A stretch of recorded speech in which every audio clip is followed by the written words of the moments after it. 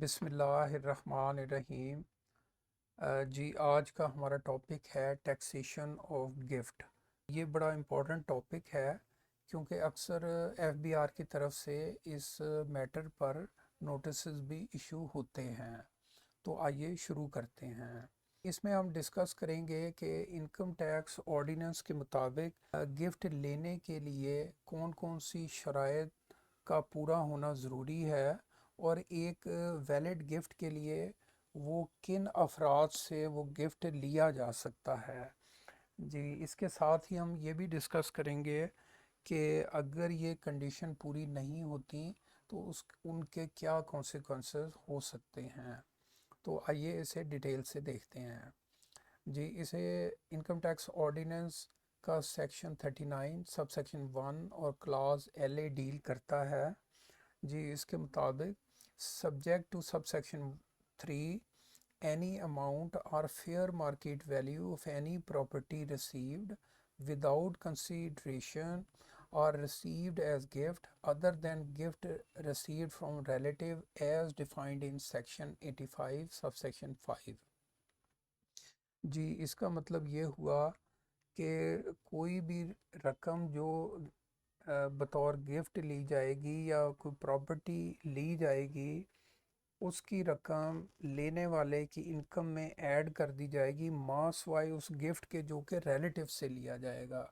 یعنی جو ریلیٹیو سے لیا جائے گا وہ ویلڈ گفٹ ہوگا، ادروائز اس گفٹ کو ایز اے انکم ٹریٹ کیا جائے گا اور وہ ٹیکسیبل انکم میں جو گفٹ لے رہا ہے اس میں ایڈ کر دیا جائے گا۔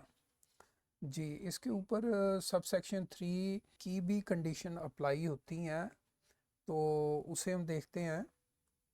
جی سب سیکشن 3 کے مطابق جو گفٹ ہے وہ کراس چیک سے ہونا چاہیے، یا وہ بینکنگ چینل سے ہو، اور دینے والے کے پاس نیشنل ٹیکس نمبر ہونا چاہیے۔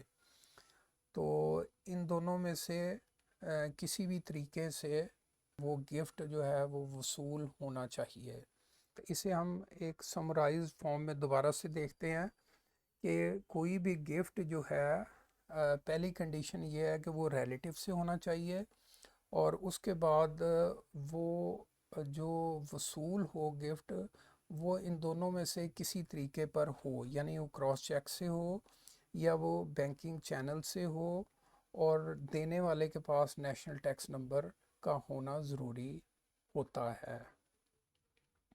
تو ان شرائط میں سے اگر کوئی بھی شرط پوری نہیں ہوگی تو ایسا گفٹ جو ہے وہ ویلڈ نہیں ہوگا، اور وہ لینے والے کی انکم میں وہ جو رقم ہے وہ ایڈ کر دی جائے گی، اور کنسیکوینٹلی جو ہے وہ ٹیکس پیبل زیادہ بن جائے گا۔ سب سیکشن 1 کی ایک اور انٹرپریٹیشن بھی بنتی ہے، اسے ہم دیکھتے ہیں کہ اس کے مطابق سبجیکٹ ٹو سب سیکشن 3 جو ہے، اور اس کے آخر میں لکھا ہوا ہے other then gift receive from relative, یعنی ریلیٹیو سے جو گفٹ لیا جائے گا اس کے اوپر سب سیکشن 3 کی جو کنڈیشن ہے یہ والی وہ اپلیکیبل نہیں ہوتی۔ یعنی ریلیٹیو سے گفٹ جو ہے وہ کیش سے بھی لیا جا سکتا ہے، اور دینے والے کے پاس بے شک اینٹین نہ بھی ہو۔ تو البتہ یہ ایک لیگل ٹیکنیکل میٹر ہے، تو اس لیے کسی بھی معاملے میں کوئی ڈیسیجن کرنے سے پہلے اس معاملے کو مائنیوٹلی دیکھنا چاہیے، اور ریلیونٹ لا کو پڑھنا چاہیے، یا کسی ایکسپرٹ سے اس کی اوپینین لینی چاہیے۔ جی آگے چلتے ہیں۔ اب آگے چل کے ہم دیکھتے ہیں کہ ریلیٹیو کی کیا ڈیفینیشن ہوتی ہے۔ جی اسے سیکشن 85 سب سیکشن 1 جو ہے وہ ڈیل کرتا ہے۔ تو relative in relation to an individual, یعنی کسی بھی انڈیویژول کا جو ریلیٹیو ہے وہ کون کون ہو سکتا ہے۔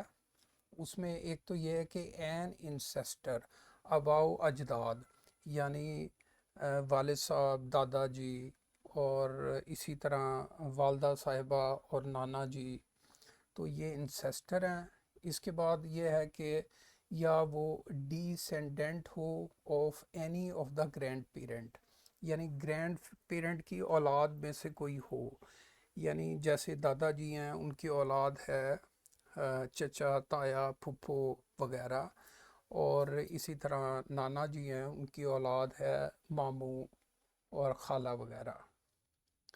جی اس کے بعد یہ ہے کہ این اڈاپٹیڈ چائلڈ، کوئی اڈاپٹیڈ چائلڈ ہو کسی کا تو وہ بھی ریلیٹیو کی ڈیفینیشن میں آتا ہے۔ اس سے علاوہ a spouse of any person as above or of the individual, یعنی جتنے بھی اوپر رشتے ہیں ان کے اسپاؤس، یعنی جس طرح چچا ہیں تو چچی، پھپھو ہیں تو پھپھا، ماموں ہیں تو ممانی وغیرہ۔